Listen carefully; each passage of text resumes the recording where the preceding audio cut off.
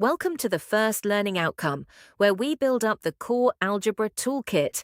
We'll look at quadratics, polynomials, binomial expansions, and functions. And I'll work every example through with you, step by step.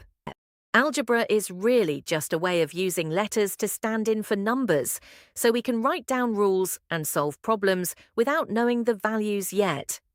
Across this outcome, we'll investigate quadratic functions and their graphs, apply methods to expressions and equations, and see how functions pair up with their inverses. My advice is simple. Keep a pen and paper beside you and copy each worked example as it appears, because these techniques stick when your hand does the work, not just your eyes. Before we start solving, let's get 3 words straight. A quadratic is any expression in the form ax squared plus bx plus c, where a isn't 0, and its graph is always that lovely U-shaped curve called a parabola. A root is a value of x that makes the expression equal 0, which is where the curve crosses the x-axis, and the discriminant b squared minus 4ac quietly tells us how many of those roots to expect. Let's warm up by expanding x plus 3 times x minus 5 using FOIL, which just means first, outer, inner, last. First, x times x gives x squared. The outer and inner pairs, x times minus 5 plus 3 times x, combine to minus 5x plus 3x, which is minus 2x, and finally 3 times minus 5 is minus 15. So we get x squared minus 2x minus 15, and notice the two numbers minus 5 and plus 3 multiply to minus 15 and add to minus 2, exactly matching the middle and end terms. Factorizing is simply expanding in reverse, and it's a skill you'll use constantly. Take x squared plus 7x plus 12. We're hunting for two numbers that multiply to 12 and add to 7. Run through the factor pairs of 12, 1 and 12, 2 and 6, 3 and 4, and it's 3 and 4 that add to 7. So the expression factorizes to x plus 3 times x plus 4, and setting each bracket to 0 gives the roots x equals minus 3 or x equals minus 4. When a quadratic won't factorize nicely, the formula never lets you down. Let's solve 2x squared plus 3x minus 5 equals 0, where a is 2, b is 3, and c is minus 5. The discriminant, b squared minus 4ac, works out as 9 plus 40, which is 49, and the square root of 49 is a tidy 7, so x equals minus 3 plus or minus 7, all over 4, giving x equals 1 or x equals minus 2.5. Completing the square is a neat trick that rewrites a quadratic and hands you the vertex for free. To rewrite x squared minus 4x plus 1, we halve the coefficient of x, so minus 4 over 2 is minus 2, and start with x minus 2, all squared. That bracket expands to x squared minus 4x plus 4, which is 3 too big, so we subtract 3, leaving x minus 2 all squared minus 3. And straight away, that tells us the minimum point is at 2 minus 3, with a line of symmetry at x equals 2. Here's where the discriminant earns its keep, because b squared minus 4ac decides how many real roots a quadratic has before you solve anything. If it's greater than 0, you get 2 distinct roots and the curve cuts the x-axis twice.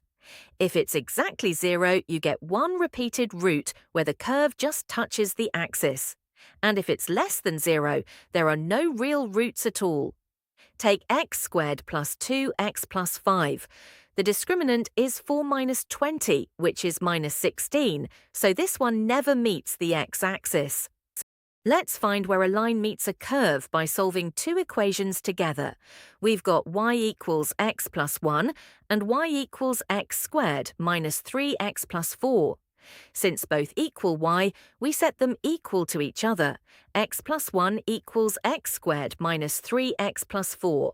Rearranging gives 0 equals x squared minus 4x plus 3, which factorizes to x minus 1 times x minus 3, so x is 1 or 3.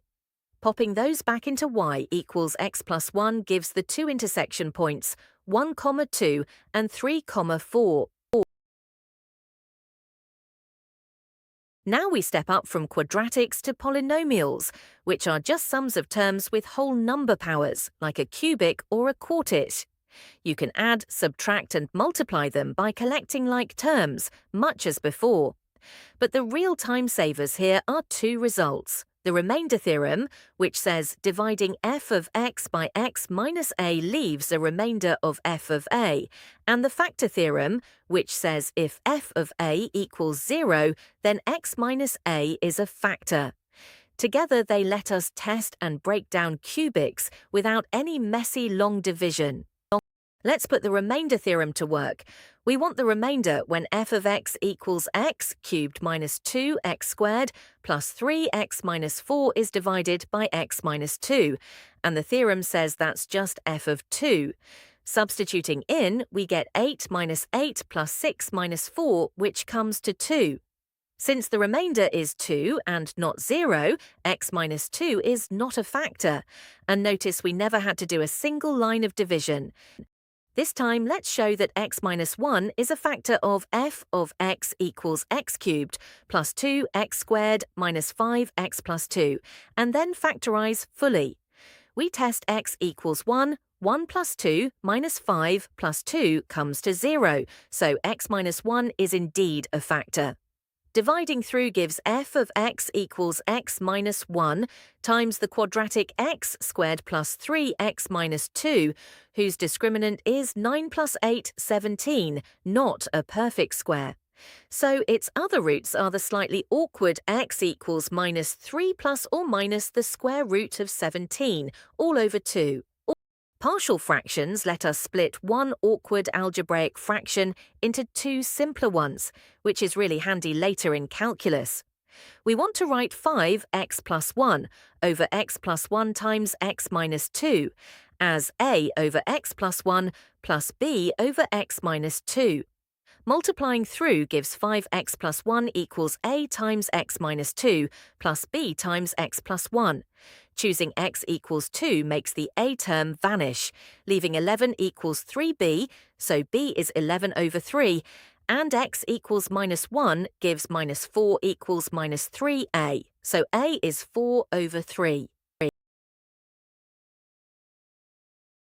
This next section leans on some counting notation, so let's meet it.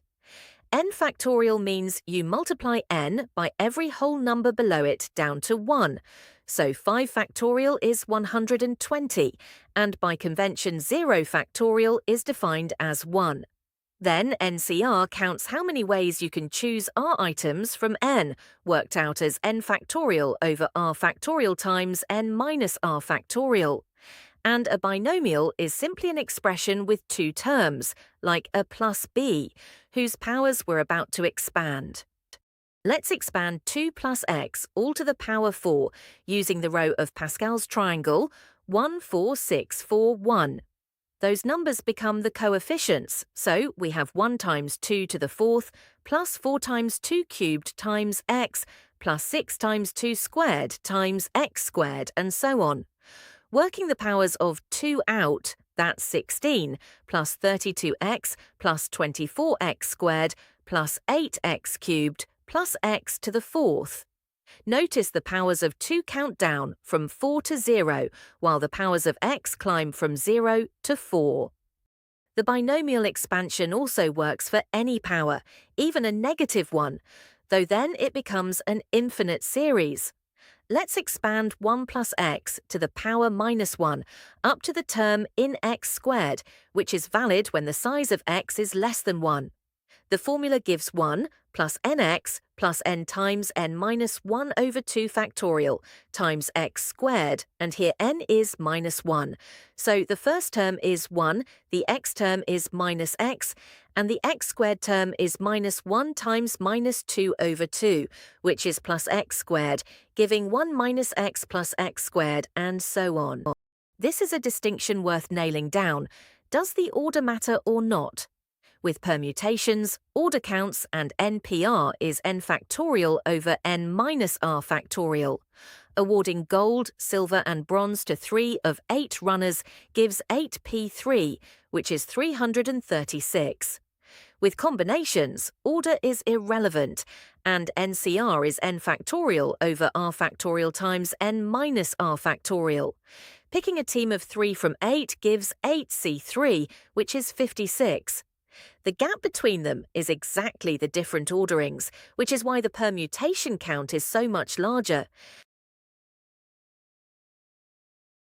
Let's shift to functions, and again, 3 terms carry the section. A function is a rule that sends each input to exactly one output, like f of x equals 2x plus 1. The domain is the set of inputs you're allowed to feed in, and the range is the set of outputs that come back out.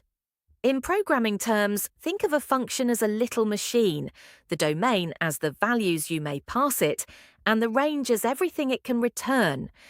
Composite functions are about chaining one rule after another, exactly like piping one function's output into the next in code.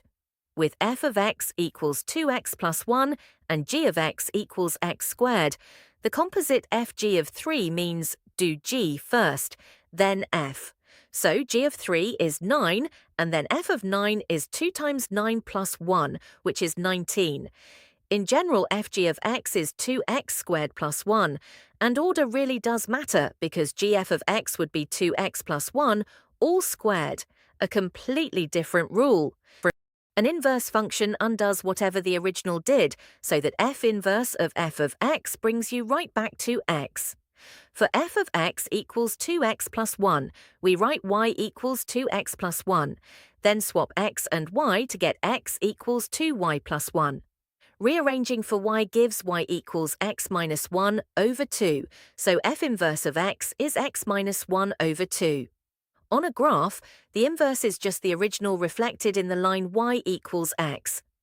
A really important pairing in computing and science is the exponential and the natural logarithm, because each undoes the other.